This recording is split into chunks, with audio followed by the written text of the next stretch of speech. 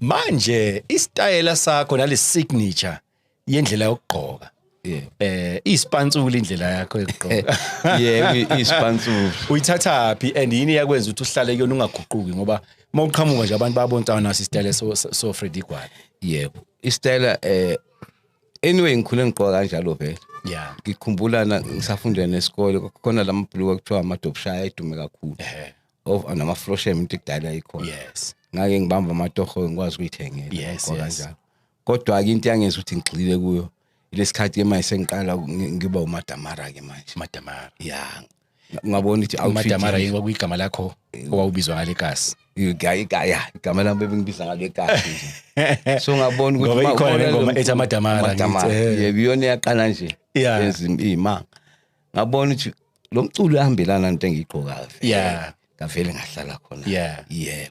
Uqala nini ukuqamba igama lawo ngoba umculo wakho unegama lawo owubiza ngalo. Yeah. Uqala nini ukubona ukuthi lo mculo awufani neminye awuthi ngiuqamba igama lawo nanokuthi yini yakhetha ukuthi ubize ngamazumba. Yeah. Ngangigxile kakhulu eyintweni zasejele. Okay. In such a way that abantu bacabanga ukuthi ngingaboshwa ngaze ngiboshwe. Okay. Inhlobo kodwa ngayifunda impilo ngingaphandle ngoba lesasikhathi lesiya awufana nomuntu oboshwe ngisho ungaboshiwe impilo sasiphila. Into enze ukuthi ngiqambe lo music ngunikeze igama ikhona inkinga engayibona mina babexake ukuthi bazothi inhlobo yonomculo le in such a way that noma be nominator for ama award bebengazi bazongifaka under category iphi. Ngingedwa vele awufani nabanye inhlobo.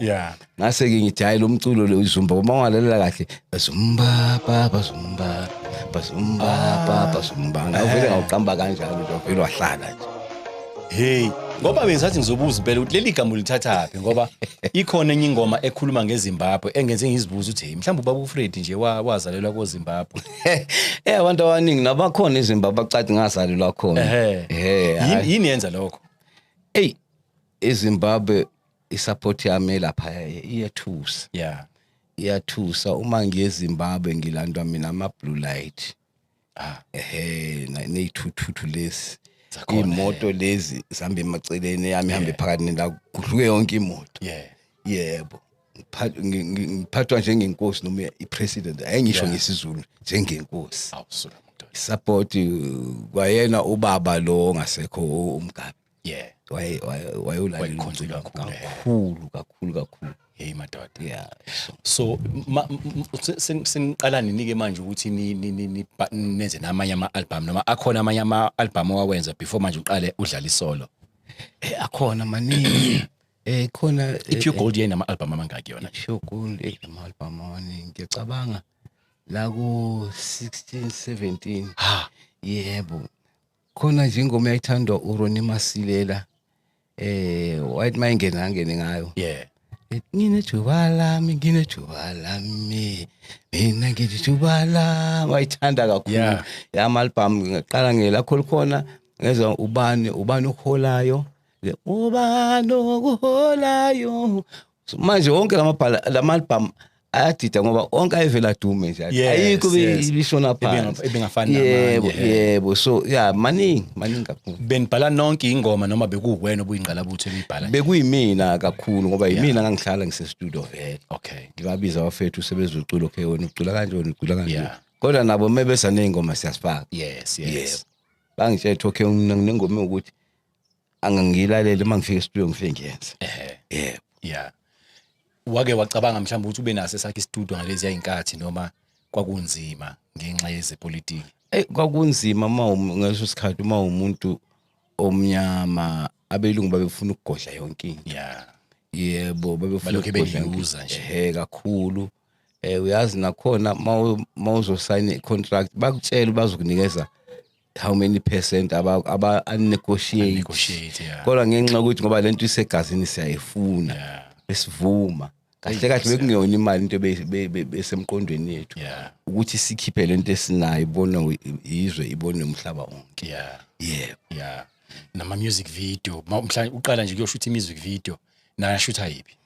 Uqala usashutha wona le lakho khona.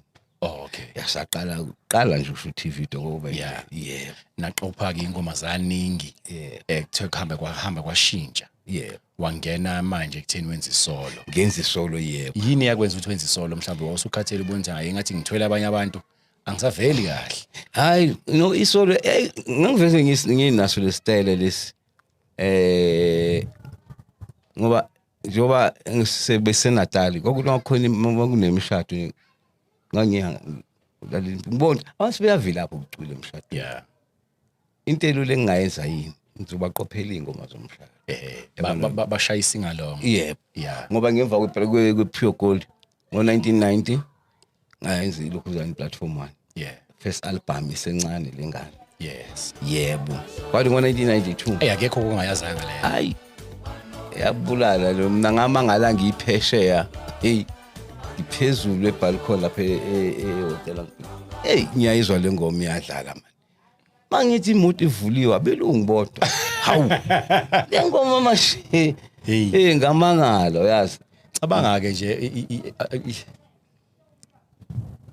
amahloni enziwa ilaba bamhlophe ababedlala ngabantu ngalezi ayinkathi. yebo Ngoba phela lawo ma-album mhlambe babevele bathi kunina hayi sidayise la eSouth Africa kuphela kanti kunama sales amaningi phesheya. laba ababethi mayithe 100,000 basojabula bese bagcina lapho la kunye sekuwabo Awu Nkosi yami. sokwabo Yeah. anginadoubt ukuthi isencane ayithengisa imiliyoni Nkosi. nela khona ngidoubt ngivina amadamara angidoubt Yeah.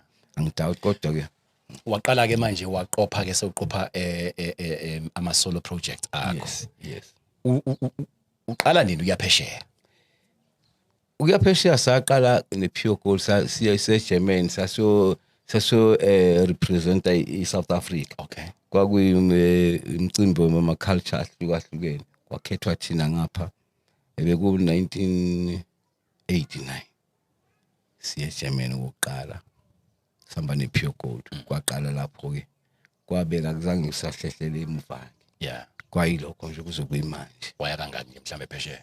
angikwazi angazi ngizokhawunta hayi kaningi Yeah. awudlula unyaka ngonyaka 3 kane ngonyaka Yeah. phesheya emazweni ahlukene Yeah. ya nakulonyaka nje ngiyile Ireland ngaya UK bese kufanele ukuthi ngiye eCanada esasekhona vela kusafanele eqedele iCanada yathini le eRome Okay. Italy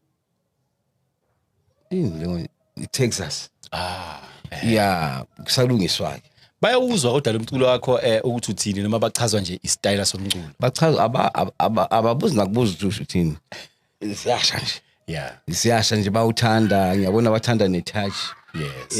yangapha eAfrica Yeah. angeke ngithi yase South Africa yase Africa Yeah. music vele was born in Africa Yeah. anyway so bathanda lokho nje ene kuyamangasa nabelungu kuyagcwala ukuthi Yeah.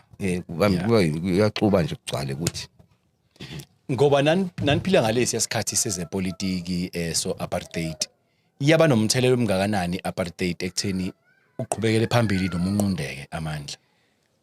hey yayinzima yona njengoba ngisho ukuthi wawuya ngokwekhethelo okay ngilinganise njengeBlack Mambazo ayaphesheya noma ngabe kunjani kusukela namanje isayaphesheya kuyinto efana naleyo nje into efana naleyo ayizange isinqunda amandla kodwa sasihlakanipha phela ngoba ongafika phesheya umuntu akukhulumise ngezepolitiki akubuze South Africa njalo Yeah. bese ukhuluma ezingekho right uma ubuya nje mohle wePort uyahamba njalo Sebekulindile. sebekulindile ngikhumbula ukuthi sehla eHeathrow lapha eLondon hawu nanga umlungu uyasibingelela ngesizulu hey sanibonani madoda kunjani ngathi yazi labo la ayisahle sathipha hey Kada namagama wakhulumayo. manje kunjani South Africa ipolitiki cha thina siyacula Yeah. siculela wonke umuntu asikho nje politics Yeah. sathiphana kanjalo nje Yeah. bakucupha phela kwesinye isikhathi ngigibela naye la indizeni nisuka la niyale Yeah. anazi Eish, agent kadi. yebo Yeah. nafike nayikhuluma kabi ubuya wena uzobona Yeah. uma wehla nje sebekulindile Inkosi yami. Wake wawa nayo mhlawumbe inkinga ngizwile sewushilo ukuthi awukazi uboshe and abantu abaningi bacabanga ukuthi wakwaboshwa. Yeah. Yini benza bacabanga ukuthi wakwaboshwa? yilezi ngoma lezi engiculayo